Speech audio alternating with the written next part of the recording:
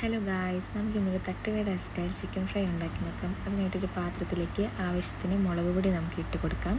അതിനുശേഷം നമുക്ക് ആവശ്യത്തിന് മഞ്ഞൾപ്പൊടി ആഡ് ചെയ്ത് കൊടുക്കാവുന്നതാണ്. പിന്നെ നമുക്ക് കാശ്മീരി ചില്ലി പൗഡർ ആഡ് ചെയ്ത് കൊടുക്കാവുന്നതാണ്. അതിനുശേഷം ഇഞ്ചി വെളുത്തുള്ളി പേസ്റ്റ് നമുക്ക് ആഡ് ചെയ്ത് കൊടുക്കാവുന്നതാണ്.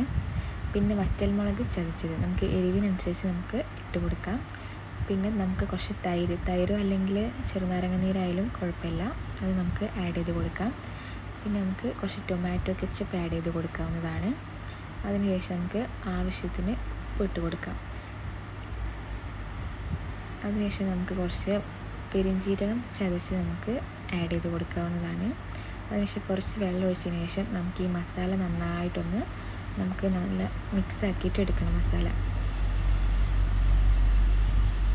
മിക്സാക്കി വെച്ച മസാലയിലേക്ക് വരിഞ്ഞ് വെച്ച ചിക്കൻ ഇട്ട് കൊടുക്കുക. നന്നായിട്ട് മിക്സാക്കി എടുക്കുക.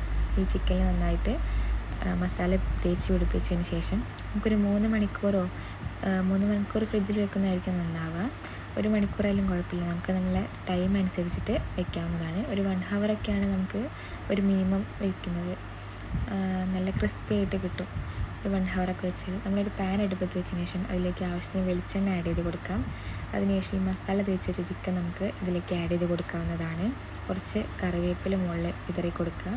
അതിനുശേഷം നന്നായിട്ട് തിരിച്ചും മറിച്ചിട്ടിട്ട് നന്നായിട്ട് വേവിച്ചെടുക്കണം. മസാലയൊക്കെ ഉള്ളിലേക്ക് നന്നായിട്ട് വേവണം.